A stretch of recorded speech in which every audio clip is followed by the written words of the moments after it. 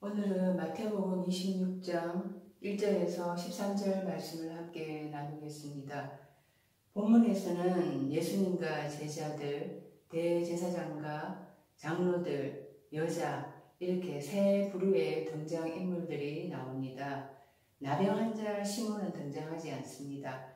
내용을 요약해보면 대제사장들과 장로들은 예수님을 죽이려고 업무를 꾸미고 있습니다. 한편에서는 나병 환자 시몬의 집에서 한 여자가 값비싼 향유를 예수님의 머리에 붓는 일이 일어납니다. 제자들이 비난하고 맹렬히 공격하는데 예수님은 오히려 그녀를 칭찬하시고 복음이 전파되는 가운데에서 그녀가 반드시 기억되어야 할 것이다 말씀하십니다. 본문의 등장인물들은 내 속에서 일어나는 갈등을 보여주고 있습니다. 그 갈등이 절정을 향해 가는 것을 말을 하고 있습니다. 등장인물들 하나하나가 내 속의 심리를 표현하고 있는 것을 생각을 하면서 읽으면은 성경의 모든 말씀들이 나에게 주시는 하나님의 메시지로 읽혀지면서 그때 비로소 깨달음과 회개와 변화가 일어납니다. 오늘 말씀의 핵심은 죽음입니다. 자기 죽음입니다. 어떤 문제나 사건이 터졌을 때에 죽는 것 혹은 자기 부인을 하는 것은 쉽지가 않습니다. 그때 내 속에서 이런 갈등을 겪는다라는 것이에요. 머리로는 내가 죽어야지, 내가 부인을 해야지 하면서 생각을 하는데 진짜 그렇게 하면은 진짜 죽을 것 같고 영 못 살아날 것 같습니다. 그래서 십자가 죽음을 외면하고 온갖 변명을 늘어놓으면서 회피합니다. 그때 내 속을 잠잠히 들여다보는 깊은 하나님과의 만남의 시간이 있어야 합니다. 내가 어떻게 해야지 하나님 안에서 진짜 살아날 수가 있는가 신중하게 분별하는 시간을 거쳐야 합니다. 오늘 말씀은 여자가 향유 옥합을 깨뜨려서 예수님의 머리에 붓는 것이 핵심 메시지인데요. 그것이 무엇을 의미하는지 살펴보도록 하겠습니다. 1절입니다. 예수께서 이 말씀을 다 마치시고 제자들에게 이르시되 마치시고 라고 했는데 헬라어 단어가 텔레오라는 단어입니다. 완성하다 라는 뜻입니다. 단순히 어떤 것을 마쳤다라는 것이 아니라 주제를 놓고 말씀을 하신 것이 완성을 했다라는 것입니다. 이 텔레오라는 단어가 쓰였을 때는 일정한 패턴이 있음을 볼 수 있습니다. 예수님은 5장에서 7장 산상수훈의 말씀을 전하시고 난 다음에 마태복음 7장 28절 예수께서 이 말씀을 마치심에 무리들이 그의 가르치심에 놀라니 이렇게 말씀합니다. 또 8절에서 10장까지 산에서 내려오셔서 병을 고치시고 더러운 귀신 들린 자를 쫓아내시는 등 기적을 베풀으셨습니다. 그리고 10장에서는 12제자를 초청하시고 둘씩 파송하시는 장면이 나옵니다. 그리고 나서 마태복음 11장 1절에 예수께서 12제자에게 명하시기를 마치시고 라는 또 말씀이 나옵니다. 또 마태복음 13장에 또 천국 비유에 대한 말씀을 하시고 난 다음에 마태복음 13장 53절에 천국 비유를 말씀하시고 이 모든 비유를 마치시고 이렇게 말씀이 나오거든요. 또 14장에서 18장까지 병 고치시고 기적을 베푸시고 난 다음에 마태복음 19장 1절에 예수께서 이 말씀을 마치시고 라는 말씀이 나옵니다. 마태복음 25장에 천국 비율에 대한 말씀들을 하셨습니다. 그 마태복음 26장 1절에 또 예수께서 이 말씀을 마치시고 이 텔레오라는 단어를 쓰셨습니다. 이 텔레오라는 단어가 완성하다라는 뜻인데요. 이 예수님이 전한 말씀 그 하나하나가 완성된 말씀이라는 거예요. 어떤 주제에 대해서 말씀하시고 난 다음에 설명을 하셨어요. 그리고 텔레오라는 단어가 쓰였습니다. 이 모든 말씀을 마치심에 이 텔레오라는 단어가 쓰여 있습니다. 이 부족해서 그 하나하나의 말씀들이 부족해서 무엇인가를 더 첨가해야 할 것이 있는 것이 아니라는 것입니다. 하나하나 그 자체가 완성된 하늘 삶의 나라의 복음의 말씀이라는 거예요. 예수님은 또 말씀대로 행동을 하셨습니다. 이제 그 모든 말씀이 완성되었다고 하는데요. 이제 예수님의 사역이 막바지 단계에 이르렀습니다. 예수님의 그 텔레오라는 그 단어를 사용하신 것, 그 완성하다라는 것은 의도를 가지고 한 것이 목적을 이루었다라는 것입니다. 그 목적을 이룬 대로 이제 또 자신의 죽음으로 완성하시고자 죽음을 준비하십니다. 예수님은 말씀을 완성하시고 거기에서 거치신 것이 아닙니다. 말씀의 수행자가 되고자 하십니다. 예수님은 말씀 따로 행동 따로가 아니죠. 자신이 전한 말씀 그대로 살아가고자 하시는 것입니다. 말씀의 완성이 있고 난 다음에 또 예수님은 행동으로 그 말씀을 완성하시고자 하시는 것입니다. 우리도 말씀은 이미 부족한 것이 아니에요. 성경의 모든 말씀 하나하나가 그 자체가 완성된 메시지입니다. 그런데 나의 행동으로 그것을 완성해야지 비로소 모든 것이 다 궁극적인 완성이 되는 것입니다. 누가복음 18장 31절에 예수께서 12제자를 데리시고 이르시되 보라 우리가 예루살렘으로 올라가나니 선지자들을 통하여 기록된 모든 것이 인자에게 응하리라. 예수님의 그 죽음에 대해서는 예언자들을 통하여서 미리 예언이 되었다고 말씀하십니다. 그러니까 구약의 말씀도 그 자체가 또 완성된 하나님의 말씀인 것입니다. 내 삶은 성경의 말씀대로 예언대로 이루어지는 것입니다. 성경은 7날의 구속사의 말씀이에요.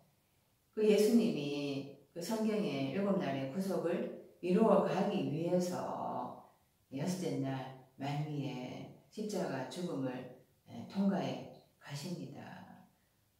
그것이 인자에게 응하리라. 인자에게 완성이 되어야 한다는 거죠. 그 말씀이 완성이 되었는데 그 십자가 죽음이라는 순종이 있어야지 그 완성이 궁극적인 완성에 도달하게 된다는 것이에요. 요한복음 19장 30절에 예수께서 신 포도주를 받으신 후에 이르시되 다 이루었다 하시고 머리를 숙이니 영혼이 떠나가시니라. 사도 요한이 다 이루었다 이 단어가 바로 텔레오라는 단어인데요. 예수님이 완성했다라고 말씀하시는 것입니다. 또 사도 바울이 디모데후서 4장 7절에 자신의 행로를 완성하는 것을 텔레오라는 단어를 통해서 말합니다. 내가 선한 싸움을 싸우고 나의 달려갈 길을 마치고 믿음을 지켰으니 달려갈 길을 다 완성하고 믿음을 지켰다 이렇게 말을 하는 거죠. 그래서 완성은 성경에 기록한 대로 자신과의 전쟁에서 부단히 건너가기를 애쓰면서 십자가를 통과하며 투쟁하는 삶이 있어야 하는 것입니다. 6월입니다. 너희가 아는 바와 같이 이틀이 지나며 6월절이라 인자가 십자가에 못 박히기 위하여 팔리리라 하시더라. 앞서 양과 염소의 비유 말씀이 있었습니다. 염소가 내 쫓김을 받아야지 7째 날로 건너갈 수 있다는 것을 이제 깨닫기 시작을 했다는 거예요. 탈바꿈이 있기 시작을 하면서 고난을 받아야 한다는 것이 수용이 되고 있습니다. 하나님의 나라에 들어가려면 많은 환난을 겪어야 한다는 것을 깨닫기 시작한 것입니다. 더 이상 고난을 피해갈 수 없기 때문에 고난을 피해가서는 완성에 도달할 수 없다라는 자각이 일어나서 고난을 맞서자는 깨달음이 일어나기 시작을 한 것입니다. 날짜상으로는 이틀이 지나면은 6월절이 되는 것 같죠. 그런데 이 이틀이라는 헬라어 단어가 디오라는 단어로 탈바꿈하다라는 뜻이 있습니다. 히브리어 샤나에서 유래를 하고 있는데요. 이 탈바꿈하다, 이 변경하다, 이런 바꾸다 이런 뜻이 있습니다. 그래서 성경에 두 형제, 두 소경, 두 아들, 강도 둘, 두 증인 이런 둘을 사용하는 단어들이 많이 있습니다. 그 숫자상으로 두 명을 의미하는 것이 아니라 내 속에서 탈바꿈이 일어난다라는 것을 둘이라는 숫자로 표현을 하고 있는 것입니다. 이 탈바꿈 한다라는 것은 고난을 의미합니다. 안정되고 확실한 것을 추구한다면 탈바꿈 하려고 하지 않을 것입니다. 고난도 당하려고 하지 않을 것입니다. 탈바꿈은 불안정하고 불확실하며 위기감이 있습니다. 그러나 고난이 따른다는 것을 알지만 탈바꿈해야 한다는 것을 스스로 긴박성과 위기감을 가지고 있을 때 그때는 두렵지만은 피하지 않고 맞서서 감당해 가고자 하는 힘을 가지는 거죠. 마가복음 14장 1절에 이틀이 지나면 6월절과 무교절이라 대제사장들과 서기관들이 예수를 흉계로 잡아 죽일 강도를 구하며 이 6월절과 무교절이 곧바로 이어집니다. 그 6월절 바로 다음 날에 무교절이 이어지는데요. 유교절 다음 날부터 7일 동안 무교병을 먹는 무교절이 이어지는 것입니다. 이 헬라어로 이 아지모스라는 단어가 무교절을 의미합니다. 누룩 없는 이 부패하지 않는 떡을 빵을 먹는 것이죠. 고린도전서 5장 7절에 너희는 누룩 없는 자인데 새 덩어리가 되기 위하여 묵은 누룩을 내버리라. 우리의 유월절 양 곧 그리스도께서 희생되셨느니라. 이 누룩 없는 빵을 먹기 위해서는 그 유월절 양으로 그리스도 예수께서 희생이 필요했다라는 거예요. 고린도전서 5장 8절에 이러므로 우리가 명절을 지키되 묵은 누룩으로도 말고 악하고 악의에 찬 누룩으로도 말고 누룩이 없이 오직 순전함과 진실함의 떡으로 하자. 이 누룩에는 부풀게 하는 것이 들어갑니다. 그래서 묵은 누룩을 먹지 말자라는 것이 부풀게 하는 어떤 불순물, 거짓 진리, 혼합물이 섞인 그런 말씀을 더 이상 먹지 말자라는 거예요. 그래서 이 떡이라는 것이, 빵이라는 것이 말씀을 의미하잖아요. 순전함과 진실함의 떡으로 하자. 그 누룩 없는 떡, 빵을 먹어야지 거기에서 탈바꿈이 일어난다라는 거예요. 누룩 없는 그 빵으로 먹을 때 비로소 내 속에서 내 생각이 죽고 내 생각을 떠나가며 그 하나님의 나라는 반드시 그 많은 환난을 필요로 한다. 이것을 내가 받아들이기 시작을 한다라는 거죠. 그러면서 고난에 당당히 맞서는 힘, 내공을 길러가는 것입니다. 이 유월절이라는 헬라어 단어가 파스카인데요. 파스코라는 동사, 고난을 당하다라는 것에서 유래를 했습니다.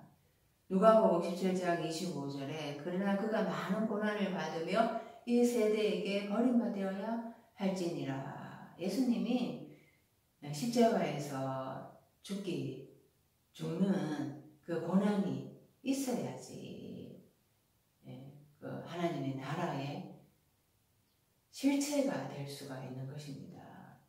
누가복음 12장 50절에 예수님은 이렇게 말씀하십니다. 나는 받을 세례가 있으니 그것이 이루어지기까지 나의 답답함이 어떠하겠느냐. 예수님도 십자가 죽음에 대해서 고통스러워 하셨습니다. 예수님은 영이세요. 예수님이 내 안에 계시면서 내가 나의 죽음에 대해서 고통하고 힘들어하는 것을 영이신 예수님이 이렇게 말씀을 하시는 거예요. 예수님이 영이신데 내 안에 계시기 때문에 내가 영이신 하나님의 아들 예수님과 함께 결합해 있기 때문에 내가 십자가의 고통을 힘들지만 그 죽는 것이 힘들지만 감당해 가고자 하는 힘을 얻게 되는 것이에요. 내가 힘들어하고 내가 고통스러워 하는 것을 예수님이 그것을 고통스러워한다고 표현을 하고 있습니다. 사도행전 1장 3절에 그가 고난받으신 후에 또한 그들에게 확실한 많은 증거로 친히 살아계심을 나타내사 40일 동안 그들에게 보이시며 하나님 나라의 일을 말씀하시니라. 예수님은 십자가 고통을 당하셨습니다. 그리고 죽은 자 가운데에서 하나님이 그를 일으켜 세우셨어요. 부활시키셨습니다. 그래서 예수님은 살아나셔서 또 제자들에게 40일 동안 하나님 나라의 말씀을 그들에게 가르쳐 주셨어요. 그 말씀이 그 제자들에게 그들의 혼과 영과 간절보수를 찔러 쪼개기 시작을 한 것입니다. 죽은 자라야만이 그리고 죽은 가운데서 다시 부활한 자라야만이 그 말씀이 그 입을 통과해서 나가는 말씀이 심장을 깨뜨릴 수가 있는 역사가 능력이 생겨나는 것입니다. 구약에서 유월절은 건너가는 것이었습니다. 이스라엘 백성들을 애굽 백성과 구별해서 이스라엘 백성들에게는 장자를 살리셨죠. 애굽의 백성들은 장자를 잃는 고통을 겪게 하셨습니다. 그때는 이스라엘 백성들의 죄를 묻지 않았습니다. 하지만은 여섯째 날에 예수님의 십자가의 고난의 죽음 이것을 통해서 우리는 나의 죄가를 지불해야 한다는 것을 알아야 됩니다. 십자가에 못 박다, 십자가 죽임을 당하다라는 단어가 스타우로인데요. 스타우로 이런 단어인데요. 고린도전서 1장 23절에 우리는 십자가에 못 박힌 그리스도를 전하니 유대인에게는 거리끼는 것이요 이방인에게는 미련한 것이로되. 유대인들에게는 정말 거리끼는 것이고 피해가고 싶은 것이죠. 또 믿지 않는 세상의 사람들에게는 어리석어 보이는 미련한 것입니다. 그게 과연 무슨 효능이 있나라고 생각을 한다라는 거예요. 그만큼 십자가는 연약해 보이고 무능력해 보이는 하나님의 방법이었습니다. 그것이 십자가에 못 박힌다라는 것이 무엇을 의미하는가? 오늘날 십자가에 못 박히는 것이 나에게 어떤 의미가 있는가? 갈라디아서 5장 24절에 그리스도 예수의 사람들은 육체와 함께 그 정욕과 탐심을 십자가에 못 박았느니라. 나의 정욕, 나의 탐욕 이런 것을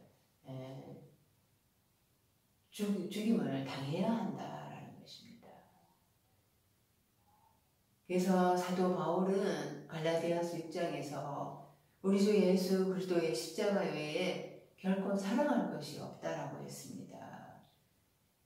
사도 바울은 십자가 외에 그리스도 외에 모든 것을 배설물로 여긴다고 했습니다.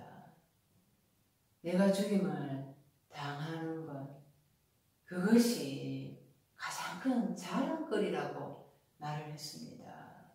어리석어 보이고 꺼리끼는 것이지만은 십자가를 통과할 때 나의 그 죽음이라는 것이 그때 거기에서 비로소 살아나는 하나님의 역사가 있다라는 것입니다. 죽음을 통해서 하나님은 다시 살리시는 하나님의 비밀이 있다라는 것입니다.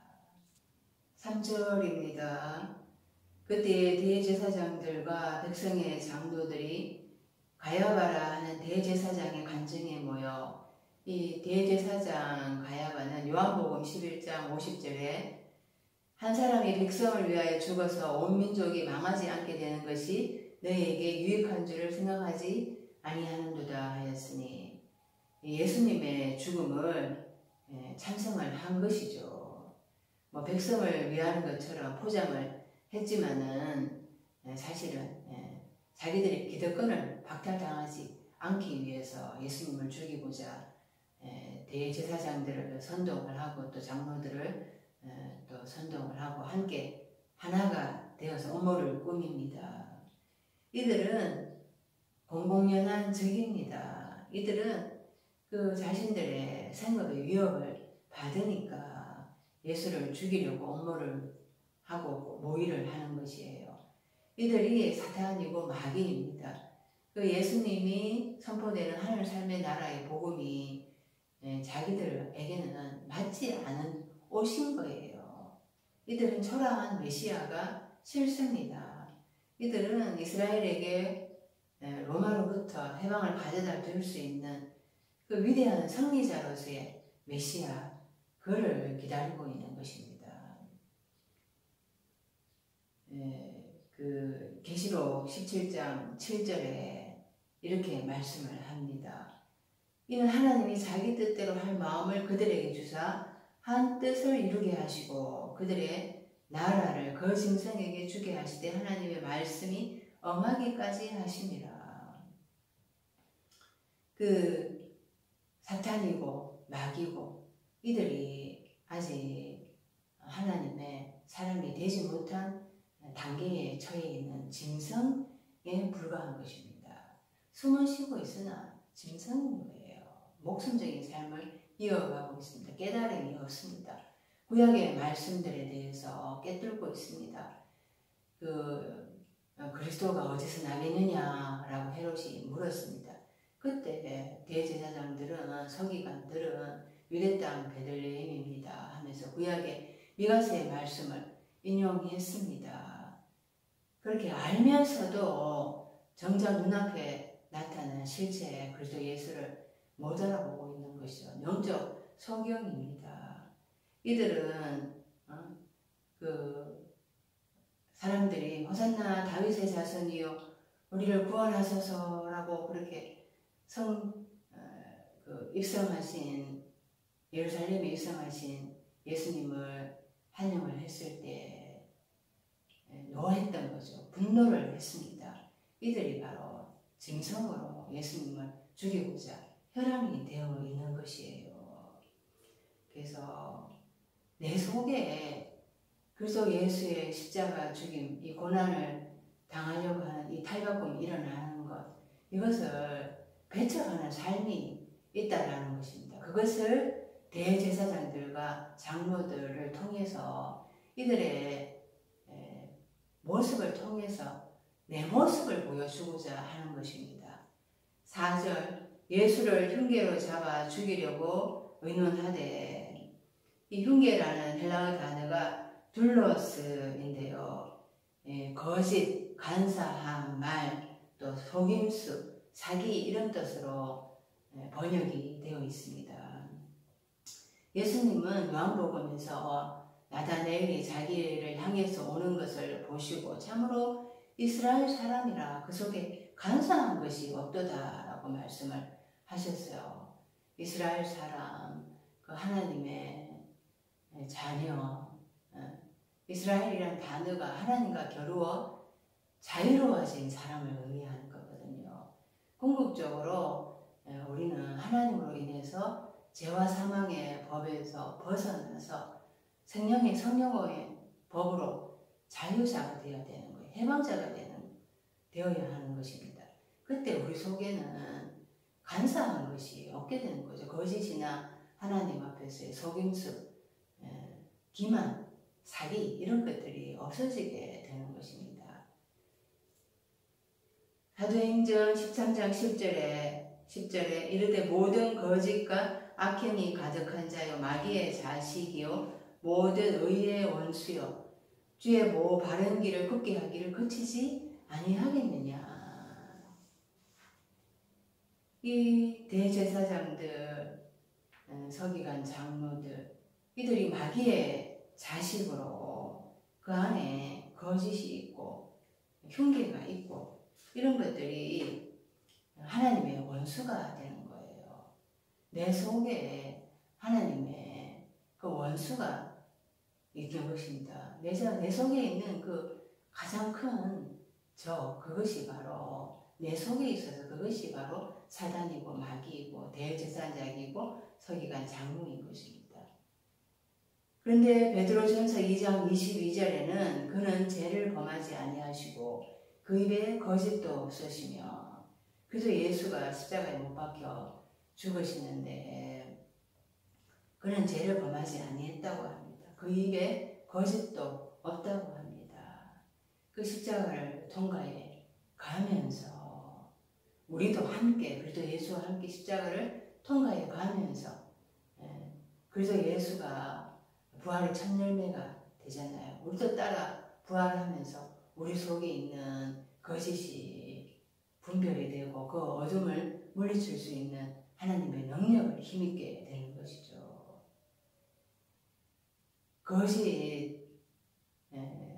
이것이 결국에는 대체되고 올가미가 되는 거예요. 당장은 그래도 예수를 십자가에 못 박아서 내가 나의 그 대적이 없어져서 내가 이제 걸림돌이 없는 것 같죠. 그런데 그것이 결국에는 내가 죽인 그리스도 예수 그것에 결국에 나에게 덫이 올가미가 되고 내가 그것에 넘어지게 된다라는 것입니다. 하나님으로부터 멀어지게 하고 나를 하나님 앞으로 솔직하게 순수함으로 서지 못하게 하는 것입니다. 5절입니다. 말하기를 밀란이 날까 하노니 명절에는 하지 말자 하더라. 이 밀란이라는 헬라어 단어가 지금 드리보스라는 단어를 쓰고 있고 또 라오스라는 백성이라는 단어를 함께 합해서 지금 쓰고 있습니다. 이 라오스 백성이라는 단어는 히브리어로 앙이라는 단어인데요. 아맘이라는 단어, 어둡게 하다, 희미하게 하다라는 동사에서 유래를 했습니다. 그래서 이 백성은 무지하다라는 거예요. 시편 94편의 8절에 백성 중에 어리석은 자들아 너희는 생각하라. 무지한 자들아 너희가 언제나 지혜로울고. 또 시편 95편 10절에 내가 40년 동안 그 세대로 말미암아 근심하여 이르기를 너희들은 마음이 미혹된 백성이라 내 길을 알지 못한다 하였고. 그 이스라엘 백성들이 마음이 미혹되어서 하나님의 길을 알지 못했기에 광야에서 40년 동안 뺑뺑 돌다가 마침내 그 영적인 죽임을 당하잖아요. 그 백성들이 어둡기 때문에 무지하기 때문에 그 마음이 미혹되어서 하나님의 그 길에서 그 이탈되는 거죠. 하나님의 길을 알지 못하게 돼서 방황을 한다라는 것입니다. 그래서 결국에는 영적인 죽임을 당하는데요. 이 백성들이 밀란이 난다 이렇게 얘기를 했는데 뭐 백성들이 막 소동이 일어나서 막 그런 것을 의비하는 거죠. 외적으로는. 근데 내 속에 무지함이 있다라는 거예요. 내 속에 무지하는 것이 있어서 이것이 무슨 일인가 하고 소동이 일어나는 것입니다. 창조의 다섯째 날 그 바다의 물고기, 바다 짐승을 만드셨어요. 여섯째 날 가축과 짐승을 만드셨는데 이 짐승이란 단어가 이 시끄럽다라는 하만이란 단어입니다. 그 다섯째 날 교회가 숫자가 많습니다. 아직 사람이 되지 못한 단계가 다섯째 날 창조의 단계이거든요. 그래서 다섯째 날 교회가 숫자 군중이 많습니다. 시끄럽습니다. 이 소리 저 소리로 교회가 시끄럽습니다. 서로 다른 의견들이 충돌을 하면서 시끄럽죠. 그러니까 내 안에서 이 무시하고 여러 가지 생각들이 많으니까 그것들이 서로 충돌을 하는 것을 의미하는 것입니다. 죽임을 당해야 한다라는 것을 한편에서는 인정을 하는데 그게 너무 고통스러우니까 대제사장들, 장로들의 그 인물들을 통해서 거부하고 배척하면서 심지어 죽이고자 하는 그 소리가 내 안에 있다라는 거예요. 그래서 그것을 밀란이라고 이렇게 이야기를 하는 것입니다. 내 안에 그러니까 무시하고 어둡고 허감이니까 이렇게 막 소동이 있고 시끄럽고 내면에 평화가 없는 것입니다. 6절입니다. 예수께서 베다니 나병 환자 시몬의 집에 계실 때에 이 베다니가 베다니아라고 해서 히브리어로 베트라는 단어와 또 아니아라는 단어가 합성이 되어 있는데요. 베트는 집이라는 단어입니다. 아니아라는 단어는 가난하다라는 뜻을 가지고 있거든요. 그래서 이 가난하고 고통받는 자의 집이라는 뜻이죠. 베다니가. 그 중에 문둥이 시몬의 집에 있었다라고 말을 합니다. 문둥이 영적으로 문둥병자를 의미합니다. 영적으로 무감각한 자, 그 자가 시몬이라는 자인데요. 이 시몬은 그 듣다라는 뜻을 가지고 있습니다. 예수께서 베다니 문둥이 시몬의 집에 계시다라는 이것이 이제 말씀이 문둥병자에게 들려지기 시작을 했다라는 거예요. 믿음은 들음에서 난다고 말씀했습니다.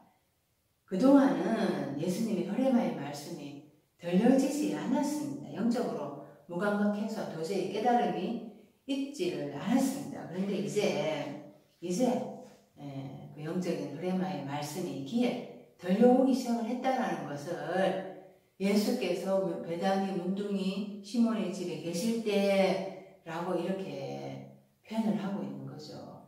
그래서 성경을 읽으려고 하면 영적으로 읽으려고 하면은 먼저 기본적으로 한 단어의 뜻을 알아야 됩니다. 그 단어가 무슨 뜻을 가지고 있는가 이렇게 추적을 해서 그 단어의 뜻이 이제 알게 되면은 성경의 모든 말씀은 그 단어들의 조합을 통해서 한 문장을 만들었는데 거기에서 비유를 말씀하고 있는구나라는 것을 내가 알 수가 있다라는 거예요. 죄에서 무감각하고 영적으로 무감각해서 예수님의 흐레마의 말씀이 들려지지 않는 것, 그것이 고통이고 가난한 삶입니다. 근데 예수님이 오셔서 마태복음 5장 3절에 심령이 가난한 자들은 복이 있다. 천국이 저희 것이기 때문이다. 이렇게 말씀을 하셨는데요. 영으로 가난한 자들이요. 행복하다. 왜냐하면 하늘 삶의 나라가 저희 것이기 때문이다. 영으로 가난한 삶이 행복하다라고 말씀하십니다. 영으로 가난한 자들에게 그 영적으로 무감각해서 호레마의 말씀이 들려지지 않아서 고통당하는 삶, 그 삶이 가난한 삶이었는데 그 자들에게 이제 말씀이 들려질 거라는 거예요. 가난해서 고통을 당한 자에게 또 예수님의 혈레마의 말씀이 들려지게 되는 것입니다. 나는 괜찮다. 나는 부유하다, 나는 만족하다 이런 자에게는 고통이 없잖아요. 그 삶은 가난한 삶이 아닙니다. 그 삶은 부유한 삶입니다. 그 자들에게는 흐레마의 말씀이 들려지지 않습니다. 아무리 들려줘도 깨달음이 일어나지 않습니다. 막힌 귀에 불과합니다. 이 베다니가 누가복음 24장에 예수께서 그들을 데리고 베다니 앞까지 나가사 손을 들어 그들에게 축복하시더니 예수님이 부활로 제자들에게 나타나셨어요. 가르치시고 하늘 삶의 나라의 복음을 전하셨습니다. 그리고 나서 하늘로 성천하신 곳이 바로 베다니라는 곳이에요. 또 요한복음 1장 28절 이 일은 요한이 세례 베풀던 곳 요단강 건너편 베다니에서 일어난 일이라. 그 요한의 두 제자가 예수님을 따라 나서잖아요. 랍비 어디 계시나이까. 그래서 예수님을 따라서 함께 거하게 되는데요.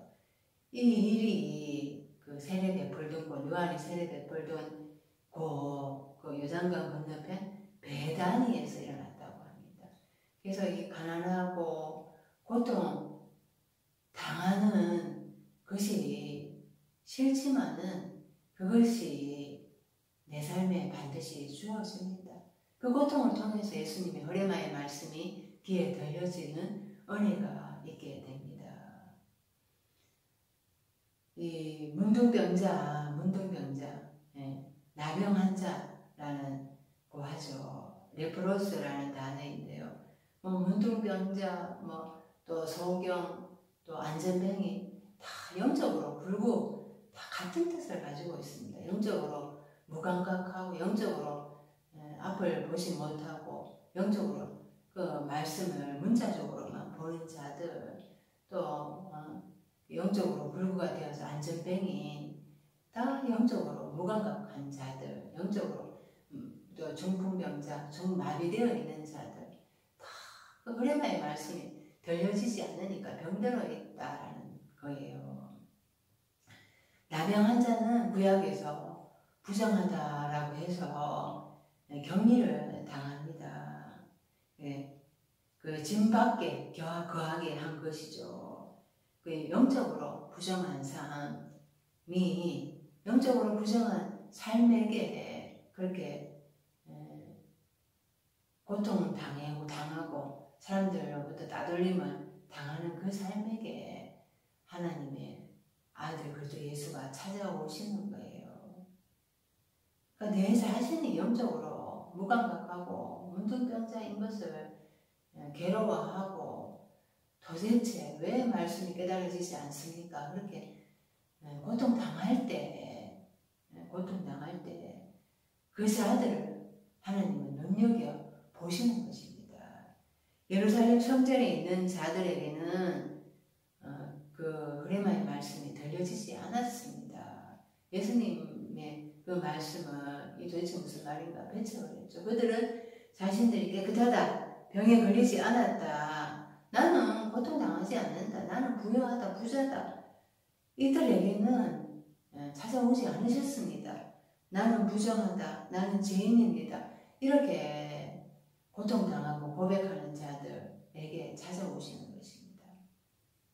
7절 한 여자가 매우 귀한 향유한 옥합을 가지고 나와서 식사하시는 예수의 머리에 부으니 그 예수께서 베다니 문둥이 시몬의 집에 계셨다. 예수님의 흐레마의 말씀이 가난하고 고통받는 자에게 비로소 들리기 시작했다라고 제가 말씀을 드렸습니다. 그래서 여자가 향유옥합을 예수님의 머리에 부는 사건이 일어나는데요. 여자, 그 나의 속사람에서 깨달음이 일어나기 시작을 한 것입니다. 속사람이 이제 예수님의 말씀이 들리기 시작을 하니까 나의 그 깊은 곳에서 죽어야 산다라는 그 깨달음이 있기 시작한 거예요. 이 여자가 요한복음 12장 1절에는 마리아라고 말씀을 합니다. 그 베다니에 이르렀을 때 예수께서 죽은 자 가운데 살리신 나사로가 있는 곳이라 그 베다니가 나사로가 있는 곳이었죠. 나사로, 마르다, 마리아, 그렇게 삼남매가 살던 곳이었습니다. 이 마리아가 지극히 비싼 향유 곧 순전한 나드 한 건을 가져다가 예수의 발에 붓고 자기 머리털로 그의 발을 씻으니 향유 냄새가 집에 가득하더라. 이 마리아라고 지금 요한이 가르쳐 줍니다. 이 마리아는 히브리어로 미르얌해서 미리암을 말합니다. 미리암, 모세의 누이 미리암. 이 미리암은 모세에게 반역을 했잖아요. 그래서 문둥병이 들렸습니다. 이 미리암이라는 단어는 마라라는 동사에서 유래를 했는데요. 반역하다, 모반하다, 거역하다라는 이런 뜻을 가지고 있습니다. 이 예수님의 어머니도 마리아죠. 이름이 마리아에게서 그래서 예수가 탄생이 됩니다. 오늘 향유값을 깨뜨린 이 여자가 마리아인데요. 모반을 하다, 반역하다라는 뜻이 있다고 했습니다. 말씀이 들려지기 시작을 하면은 예수님의 허lem의 말씀이 깨달아지기 시작하면은 그때부터 반역이 일어납니다. 내 속에서 모반이 일어납니다. 그 전까지 문자적으로 로고스로 말씀을 듣기 시작을 했잖아요. 그 로고스의 말씀, 이스라엘 역사로만 말씀을 읽는 것은 내 속에서 탈바꿈이 일어나지 않습니다. 그런데 허레마의 말씀이, 영의 말씀이 들리기 시작을 하면은 내 속에서 이제 탈바꿈이 일어나기 시작을 합니다. 그래서 이전에 삶에서 탈바꿈을 하고 건너가고자 하는 깨달음이 일어나는 거죠. 그것을 마리아라고 이름이라는 그 인물을 통해서, 이름을 가진 그 인물을 통해서 우리에게 가르쳐 주시는 것입니다. 이 마리아, 이 인물을 통해서, 지명을 통해서 이렇게 비유를 하는 것입니다. 우리에게 보이는 3차원의 말씀을 통해서 4차원의 영적인 세계, 영의 말씀을 우리에게 깨닫게 하려는 것입니다. 내 속에 그냥 문자적으로만 듣고 있으면은 내 안에 나에게 주시는 하나님의 말씀으로 들리지가 않잖아요. 깨달음이 없어요.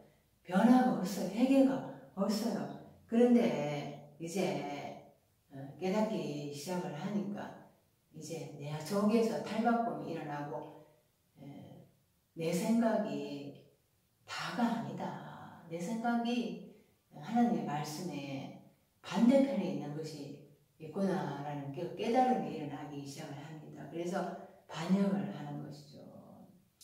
이 여자가 진짜 값비싼 향유, 그것을 300데나리온이라고 말을 하는데요. 그 남자 노동자 1년치의 임금에 해당하는 돈입니다. 그 돈, 그것에 그 기름을 머리에 쏟아부었을까? 이것이 바로 문자적으로 보면은 제자들이 그렇게 생각하는 것이 당연하잖아요. 그 무슨 돈을, 그렇게 많은 돈을 허비하느냐? 왜 예수님의 머리에 부어서 그 기름을 닦아내야 되고 이 선언을 피우느냐? 문자적으로 보면 너무 말도 안 되는 이야기입니다. 이것이 그 속에 영적인 메시지를 우리에게 깨달으라고 비유를 통해서 보여주는 것입니다. 제자들은 도무지 예수님의 십자가 죽음에 대해서는 생각조차 안 하고 있습니다. 나의 그 피상적으로 신앙생활하는 모습을 제자들을 통해서 보여주는 거죠. 제자들은 예수님의 나라가 이제 임하면은 예수님이 해방자로 이스라엘 로마에게서 해방시키면은 자의정하겠다, 예의정하겠다 이렇게 꿈을 꾸고 있잖아요. 헛된 욕망을 쫓고 있습니다. 그것이 내 속에 있는데요. 근데 진짜 예수님의 말씀이 들리기 시작하면 나의 깊은 곳에 이 여자의 깨달음의 모습이 내 속에 있다라는 거.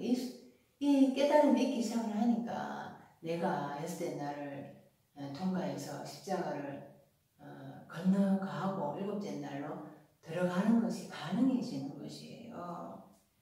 그 향유라는 것이 미론이라는 헬라어 단어인데요.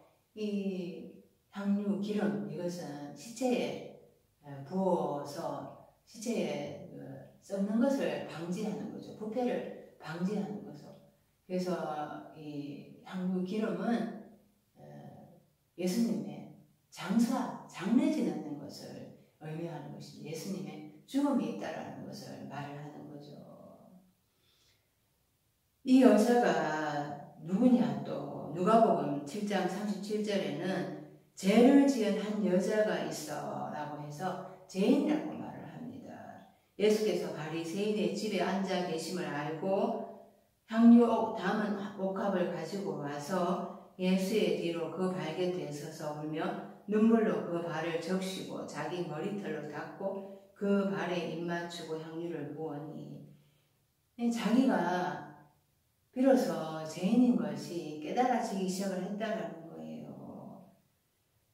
누가나 요한은 발에 향유를 부었다고 하고 또 마가나 마태는 머리에 또 기름을 향유를 또 쏟아 부었다고 하는데요. 다 같은 메시지는 그 죄인임을 깨닫기 시작을 했다라는 거죠. 말씀이 흐레마의 말씀이 들리기 시작을 하니까 내가 하나님 앞에 죄인이구나 그것이 깨달아지기 시작을 했다라는 거예요. 이 죄에서 노임받기 위해서는 피 흘림이 없이는 불가능하다라는 것입니다. 피 흘림이 있어야지 죄에서 노임받게 되고 구속을 얻게 되는 것입니다. 향유가 이 죽음을 의미하는 거죠. 대제사장들, 장로들은 예수님을 십자가에서 죽이는 것을 하나님으로부터 허락을 받았습니다. 이것이 있어야지, 예수님의 피 흘림이 있어야지 나를 죄에서 구속하는 것이 있습니다. 그래서 값지다고 하는 거예요. 이 향유가 죽음을 의미하기 때문에 값지다라고 하는 것입니다. 내 자신의 죽음이 가장 값어치가 있는 것이라고 말합니다. 이것은 십자가 죽임은 그 가장 큰 대가를 지불하는 것인데 이것이 있어야지 그리스도인의 향기가 있게 되는 것입니다. 내가 살아있어서는 그리스도인의 향내가 나지 않습니다. 그리스도인의 향기가 풍겨지지가 않습니다. 예수님이 흐레마의 말씀이 들려지면서 이제 비로소 내 속사람이 죽는 것이 가장 값어치가 있구나. 그것은 십자가 죽음이라는 대가를 지불해야 하는구나. 그래야지 그리스도인의 향기를 가질 수가 있구나. 이것을 깨닫기 시작을 했다는 거예요. 이 머리가 헬라어로 케팔레인데요. 머리 가장 꼭대기에 있잖아요.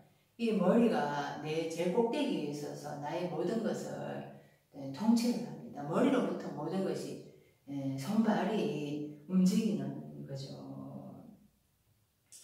마태복음 14장 8절에 세례 요한의 죽음이 묘사되어 있습니다.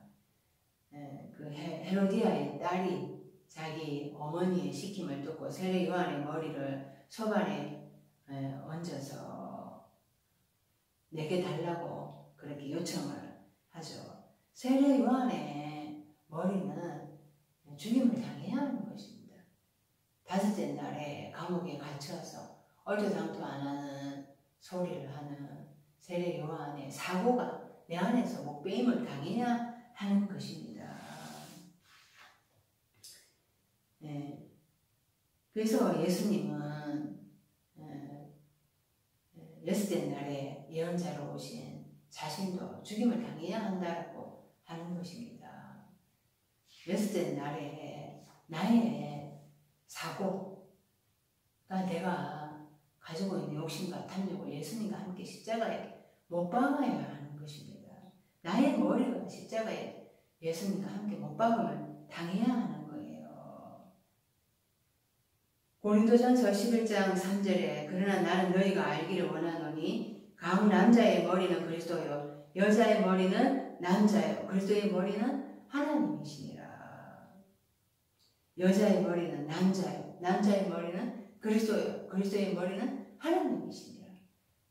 그 하나님의 머리가 되어야 하는 것입니다. 내 머리가 그리스도의 머리로 바뀌어져야 되고 또 하나님의 머리로 내 생각이 하나님의 생각으로 일치가 되어지기까지 우리는 계속해서 이 머리에 목베임을 당해야 합니다. 탈바꿈이 일어나야 됩니다. 우리는 머리가 하나님의 머리, 하나님의 생각이 나에게 한 가지만 있는 것이라고 생각을 하죠. 그러나 내 머리가 하나님의 생각을 가지고 있는 것도 있지만 내 안에 사탄의 생각이 나를 지배하는 것도 있습니다. 계시록 9장 7절 항충들의 모양은 전쟁을 위하여 준비한 말들 같고 그 머리에 금 같은 것 비슷한 것을 썼으며 이 항충이 메뚜기 거짓 예언자를 얘기하는 거거든요. 이 거짓 예언자의 머리에 금 같은 간 비슷한 것을 썼다고 말을 합니다. 거짓 예언자, 이 거짓을 말을 하는 거짓 예언자 그 숫자가 많잖아요. 이들은 면류관이 있긴 있죠. 근데 비슷하다고 합니다. 그들이 쓴 면류관은 진짜 면류관이 아니라는 거예요. 계시록 12장 3절에 하늘에 또 다른 이적이 보이니 한 큰 붉은 용이 있어 머리가 7이요 뿌리 10이라 그 여러 머리에 7 왕관이 있는데 이 붉은 용이 거짓 예언자잖아요. 용이 옛뱀이고 이들이 사탄이요 마귀라고 계시록에 말씀을 합니다. 머리가 7인데 또 뿔이 10입니다.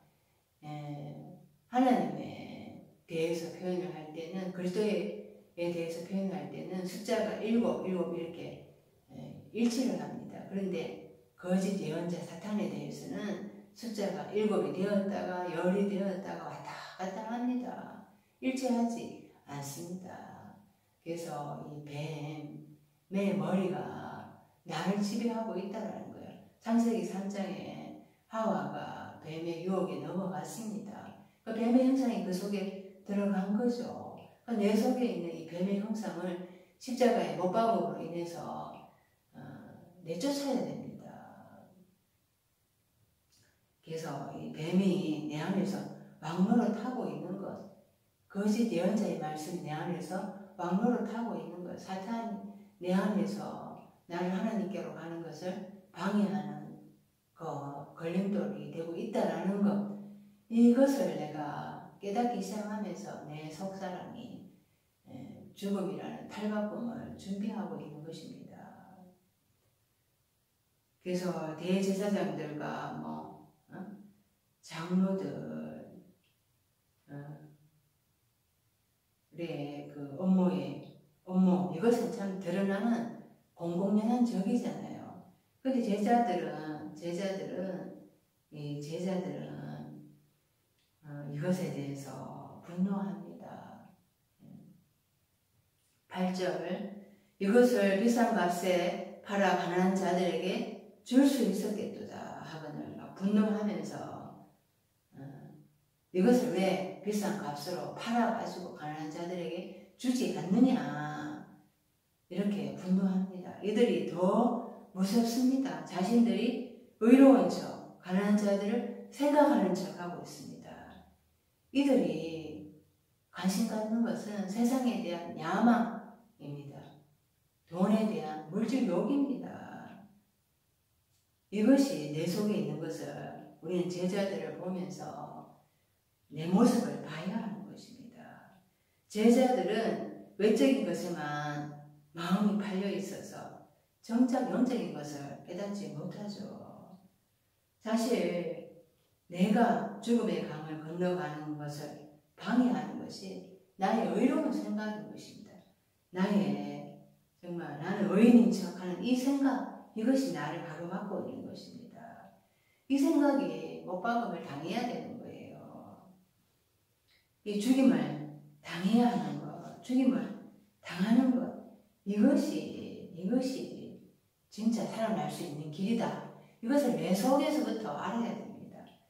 마태복음 10장 39절에 자기 목숨을 얻는 자는 잃을 것이요 나를 위하여 자기 목숨을 잃는 자는 얻으리라. 자기 목숨을 얻는 자, 이 목숨이라는 게 불식해는 혼이거든요. 혼. 내 안에 목숨적인 것이 멸망을 당해야 합니다. 목숨적인 것을 내가 십자가에 못 박아야 되는 거예요. 나의 생각이 불식해입니다. 혼적인 것, 이런 것들이 하나님의 영으로 탈바꿈을 해야 하는 것입니다. 그것을 제자들은 깨닫지 못하는데 이 여인은 깨닫기 시작을 하고 있는 거죠. 내 속에서 깨달음이 일어나기 시작을 하는 것입니다. 9절입니다. 네, 아까 전에 9절을 8절이라고 읽었는데요. 8절 말씀 그 내용은 그대로 맞습니다. 9절 읽겠습니다. 이것을 비싼 값에 팔아 가난한 자들에게 줄 수 있었겠도다 하거늘. 이 가난한 자들이라는 헬라어 단어가 프토코스입니다. 이 단어는 억압받는 가난한 자와 관련이 있습니다.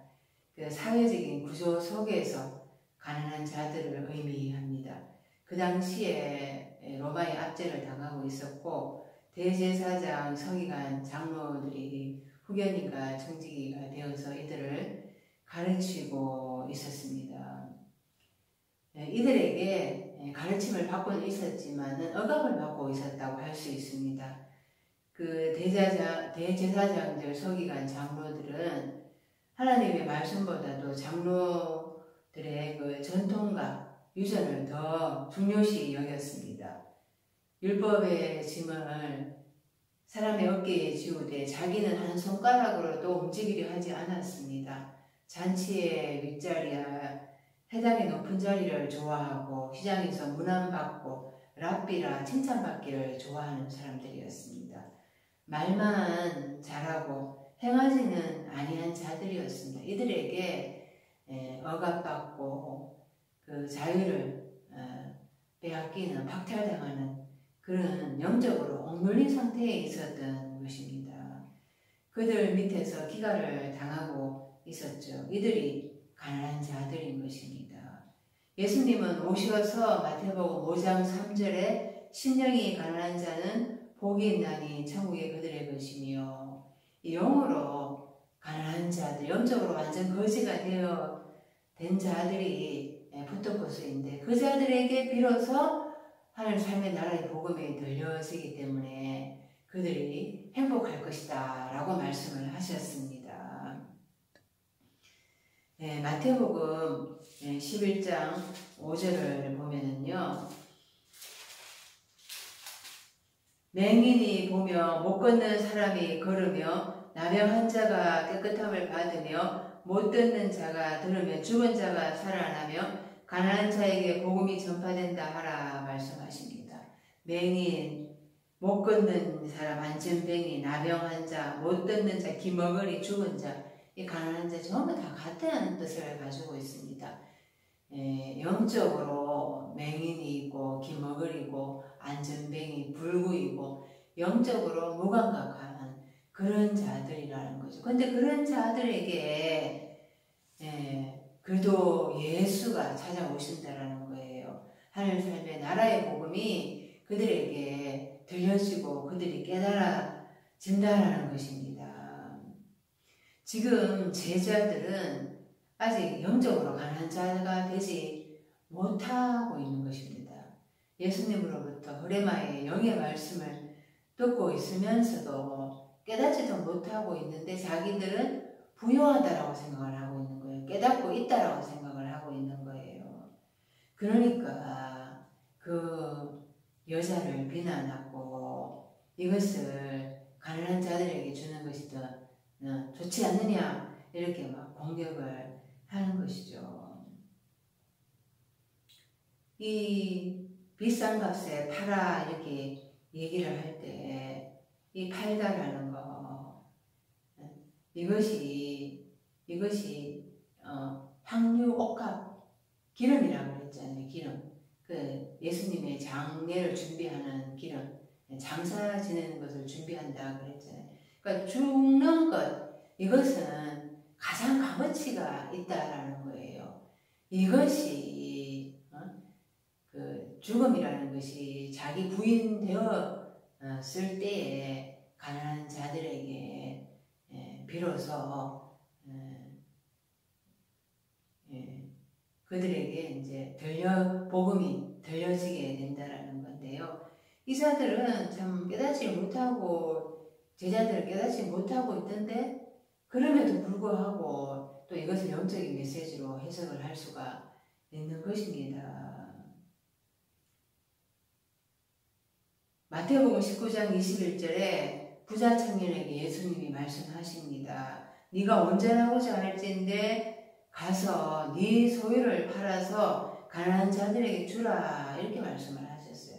네 소유가 헬라어로 히파르콘타인데요. 시작 아래에 있는 것입니다. 그러니까 한 날에서부터 다섯째 날까지의 삶을 부인하라는 거예요.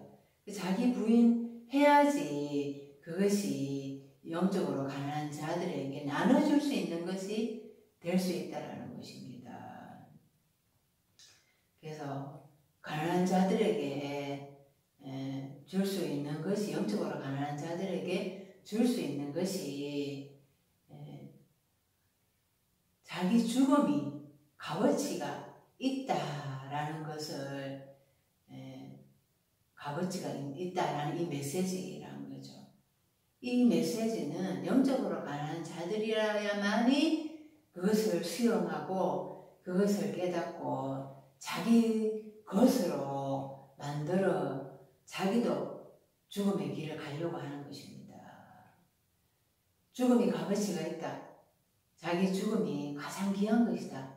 이것이 어떻게 부유한 자들에게 받아들여질 수가 있겠어요? 부유한 자들은 무슨 십자가의 그 죽음은 그것은 너무나 미련해 보이고 꺼리끼는 것이고 얼토당토하는 것이거든요.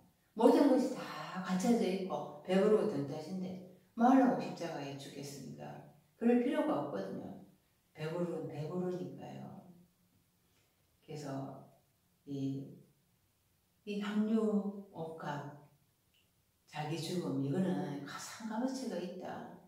그것이 가난한 자들에게 받아들여질 수가 있다. 참 제자들은 외적인 것으로 이 여자를 비난을 하는데 또 이렇게 영적으로도 해석이 되어질 수가 있네요.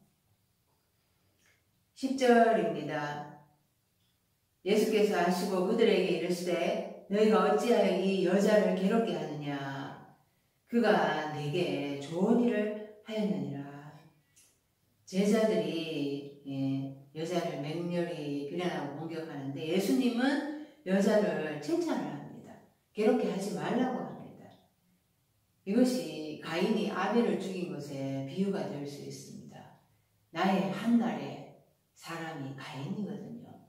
또 아벨이 있습니다. 나의 한날의 사람 가인과 아벨. 이것을 우리는 두 사람이라고 생각을 하는데요. 나의 속사람이 가인도 있고 아벨도 있습니다.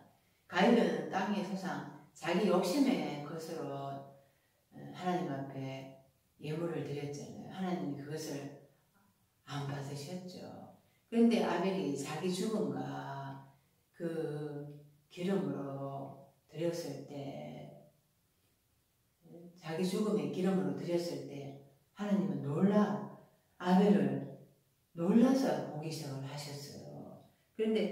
그래서 그 가인이 분노를 해서 아벨을 쳐주겠다. 인류 최초의 살인자다. 그 인류 최초의 살인은 바로 내 속에서 일어난 일인 것입니다. 지금도 제자들이 여자를 공격을 하잖아요. 가인이 아벨을 죽이고 싹을 잘라 버렸습니다. 그래도 예수를 바라보는 그 믿음, 작은 싹을 잘라버린 거죠. 자기 속에 있는 그 믿음의 작은 싹. 그것이 살아가는데 무슨 필요가 있냐. 그래서 싹을 잘라버렸죠. 지금 제자들도 마찬가지입니다. 나의 한날의 여자가 하와였죠. 하와가 뱀의 유혹에 넘어갔습니다. 그 여자가 지금 둘째 날, 셋째 날, 넷째 날, 다섯째 날 그치고 여섯째 날에 지금 건너온 나의 속사람을 의미합니다. 이제 여섯째 날 십자가의 죽음을 통과를 해서 또 탈바꿈을 하려고 하는 거예요. 생각에 건너가기를 하려고 했어요. 근데 제자들은 깨닫지를 못하니까 여자를 비난하고 죄인이라고 무시하고 공격을 합니다. 여자를 괴롭게 하지 말라고 예수님 말씀하셨는데요. 이 괴롭게 하다라는 단어가 코퍼스인데 수고와 고통이라는 뜻을 가지고 있습니다. 이 여자가 제자들 때문에 고통을 당하잖아요.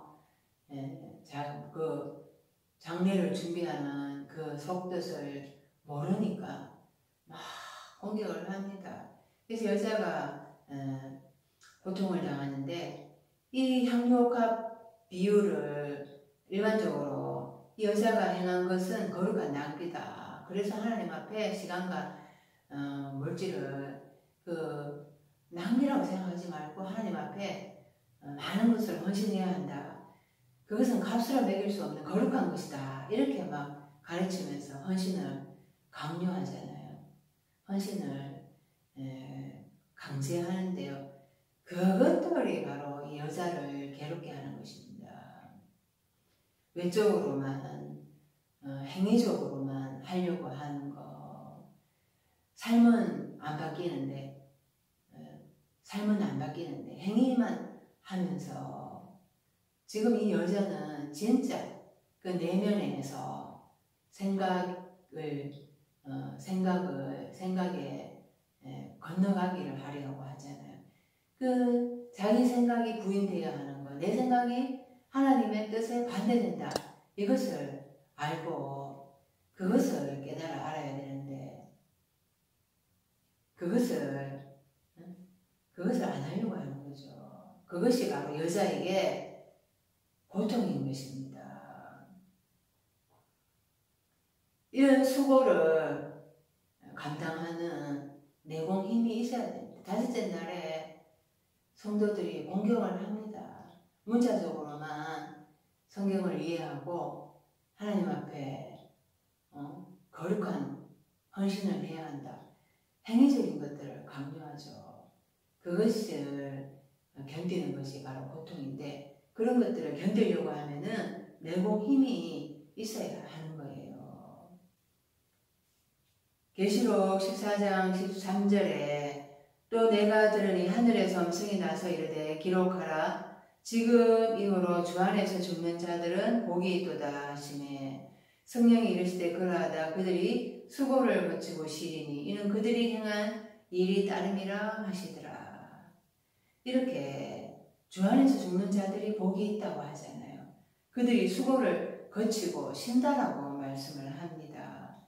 주 안에서 죽는 것 그것이 바로 내 안에서 일어나는 내적 전쟁이죠. 전쟁입니다.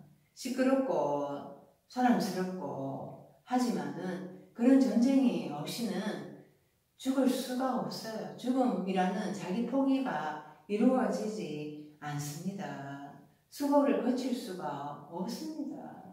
쉴 수가 없어요. 그래서 이 전쟁을 치러야 합니다. 내 안에서 이 사단마귀 죽는 것을 무시하고 방해하고 그것은 미련한 것이다 하는 것들에 대해서 내가 고통스럽지만은 감내하고 견뎌야 합니다. 그래서 전쟁에서 내가 십자가에서 죽을 때 나는 결국 그것이 살아나는 길이다라는 것을 믿고 수고를 거치지 않아야 할 것입니다. 11절입니다. 가난한 자들은 항상 너희와 함께 있거니와 나는 항상 함께 있지 아니하리라. 이 가난한 자들이 구제할 자들이 바로 내 주변에 항상 널려 있다. 우리 이렇게 생각을 하죠.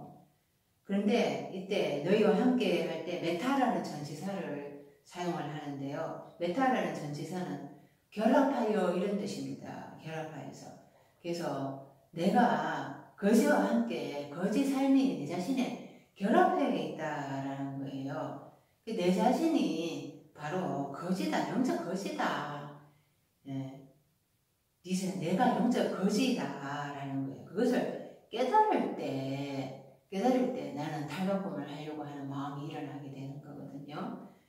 가난한 자들이 아까 푸토코스라는 헬라어 단어라고 했는데요. 계시록 3장의 17절에 라오디게아 교회 교인들을 향해서 이렇게 말씀하십니다. 네가 말하기를 나는 부자라 부유하여 부족한 것이 없다 하나 네 공고한 것과 가련한 것과 가난한 것과 눈먼 것과 벌거벗은 것을 알지 못하는도다. 라오디게아 교인들은 외적으로는 부유한 자들이었습니다. 그런데 영적으로는 공고하고 가련하고 가난하고 눈멀고 벌거벗은 것을 깨닫지 못하고 있다고 합니다. 그래서 부자라고 하지만은 가난한데 영적으로는 가난한 자들인데 그걸 못 깨닫고 있다라는 거예요. 그래서 이 제자들을 향하여서 예수님이 너희가 아직까지도 영적으로 가난한 삶이 못 되었다. 네가 영적 거지인데 네 삶과 결합하여 있네. 그 영적 거지 삶이 네 삶과 결합하여 너는 지금 그 처지인데 이런 뜻이에요. 가난한 자들이 항상 주위에 널브러져 있다 이런 뜻이 아닙니다. 너는 영적으로 가난한 자다 이런 뜻이에요. 영적으로 지금 가난하지 않고 자기 의로 예수님의 흐름하에 영의 말씀을 깨달으니까 뭐가 된 것처럼 이렇게 옷줄에 교만한 것입니다. 하나님에 대해서 지금도 부유한 삶인 거예요.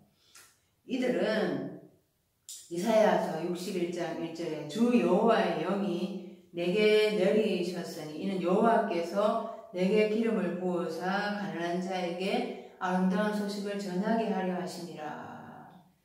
이 가난한 자에게 아름다운 소식을 전하게 하려 하심이라. 이 말씀이 그래도 예수가 가난한 자에게 복음을 전하게 하려 하신다. 이 말씀이 자기와 나와 무슨 상관이 있는가? 이것을 우리가 깨달아야 합니다. 고린도후서 8장 9절에 우리 주 예수 그리스도의 은혜를 너희가 알거니와 부유하신 자로서 너희를 위하여 가난하게 되심은 그의 가난함을 인하여 너희를 부유하게 하려 하심이라.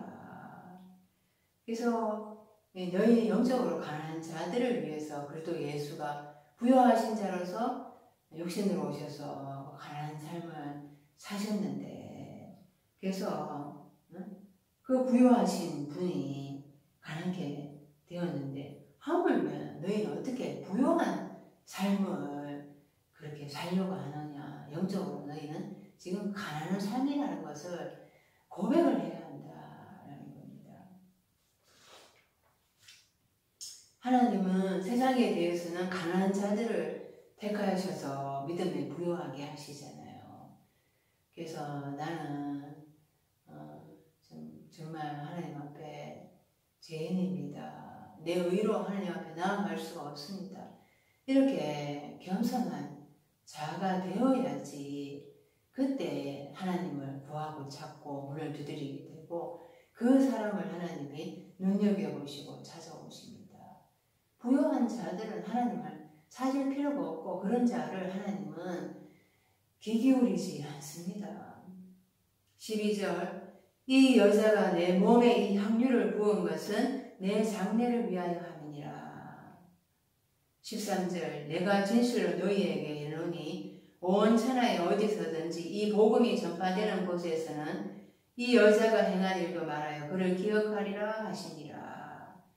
온 천하에 하니까 세상 모든 하늘 아래에 있는 모든 땅 처소마다 복음이 전해질 때 이 여자가 행한 일이 함께 전파될 것이다. 이렇게 우리 해석을 하죠. 문자적으로 보면은 1차적으로 성경에 기록되었으니까 성경을 읽을 때마다 우리는 이 여자가 향유옥과 깨뜨려서 예수님의 발에 부었다. 예수님은 그를 기억하라고 했다. 나도 이 여자처럼 거룩한 낭비를 해야지 이렇게 생각하게 되겠죠. 그러니까 말씀이 1차적으로 성취가 될 수 있습니다. 그런데 이 원천화가 바로 나인 것입니다. 내 마음 안에, 내 마음 안에.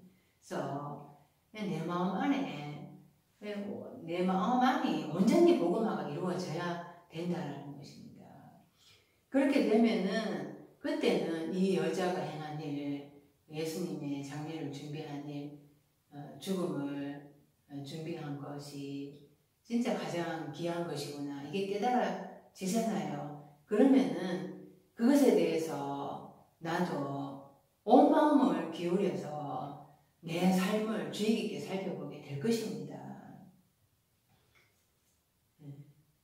이 천하에라고 할 때 코스모스 세상이라는 단어가 쓰여졌습니다. 코스모스 세상이라는 단어가 마태복음 13장 38절 밭은 세상이요 좋은 씨는 천국의 아들들이요 가라지는 악한 자의 아들들이요. 내 마음밭이 세상이죠. 내 마음밭에 좋은 씨가 또 나쁜 씨가 함께 구별되지 않고 섞여 있습니다. 둘 다 자라게 두어라. 가라지가 좋은 씨를 뽑을까 염려된다. 이렇게 말씀하시죠. 그래서 여섯째 날 추수 때에, 여섯째 날 말의 추수 때에 이제 알곡과 가라지를 분리하게 되잖아요. 그 전까지는 내 마음밭이 좋은 씨, 나쁜 씨 같이 함께 섞여 있는 세상이라는 거예요. 혼란스럽고 거기가 전쟁터인데 사단이 함께 있는 전쟁터인데 전쟁을 해야 한다는 생각을 하지 못하고 있죠. 영적으로 잠을 자고 있으니까요. 그게 바로 세상인 것입니다. 그런데 이 복음이 전파되면 하늘사람의 나라의 복음이 전파되면은 알곡과 가라지가 이제 분리가 되기 시작을 하면서 가라지를 뽑아내야 되잖아요. 전쟁을 치러야 하는 것입니다. 그때 이제 가라지를 뽑아내면서 온천하의 복음이 전파되죠. 그래서 이 여자가 행한 일이 이제 주의 깊게 살펴보게 되는 것입니다. 문에모네오 해서 기억하다라는 뜻이거든요. 이 마태복음 16장 10절에 떡 7개로 4,000명을 먹이고 죽은 것이 몇 강줄이었는지를 기억하지 못했느냐. 기억하다라는 것은 주의 깊게 마음을 두는 거잖아요. 그래서 깨달아지면은 나의 그 생각에 죽음 이것이 가장 값어치가 있는 거라는 것이 자각이 되면은 그것에 온 마음을 기울이게 되겠죠. 그것이 바로 기억하는 것입니다. 그래서 예수님의 그 말씀의 속뜻을 우리가 깨달아 알아야지 기억을 하고 마음을 거기에 집중을 하지 않겠습니까? 예수님은 자신이 돌아가시기 전에 이 모든 말씀들을 다 가르쳐 주시면서 나중에 깨닫게 될 것이라는 것을 아시고 이렇게 기억하라고 또 다시 한번 반복을 하십니다. 이 예수님은 그 복음을 위해서 복음의 전파를 위해서 이제 죽음을 준비를 합니다. 내가 죽는 것이 너희에게 유익하다 이렇게 말씀하시는 거예요. 십자가의 도가 꺾여지고 미련해 보이지만은 그 죽을 때 역설적으로 다시 살아나는 하나님의 부활의 능력을 맛보게 된다는 거예요. 거기에서 진짜 살아나는 기적을 체험을 하게 된다는 거예요. 이것이 기독교의 비밀인 것입니다. 예수님 믿고 구원 얻고 천국 가자. 이는 단순한 것을 성경이 말씀하고 있지 않습니다. 예수님처럼 살고 말씀을 완성하고 그리고 그 말씀의 수행자가 되어서 또 말씀을 몸으로 실천해야 한다라는 것을 보여주시고자 하십니다. 반드시 십자가의 죽음을 통과해 가야지 나에게 복음화가 이루어지게 됩니다. 그래서 이 한 번 죽고 마는 것이 아니라 우리는 계속해서 탈바꿈이 일어나고 생각에 건너가기를 해야 합니다. 죽음은 삶을 불꽃처럼 성화시킴으로써 완성에 이르도록 하는 극적이고도 가장 숭고한 것이라고 할 수가 있습니다. 십자가의 죽음이 있어야 그 다음에 부활의 열매가 될 수가 있습니다. 그것을 깨달아서 나의 죽음을 날마다 내 삶 속에서 나는 날마다 죽노라 그렇게 말씀한 사도 바울의 말씀을 따라서 우리도 날마다 죽고 그래서 날마다 다시 생각이 건너가기를 하고 다시 또 탈바꿈하여서 그렇게 주 안에서 부활하는 기쁨을 맛보아야 되겠습니다.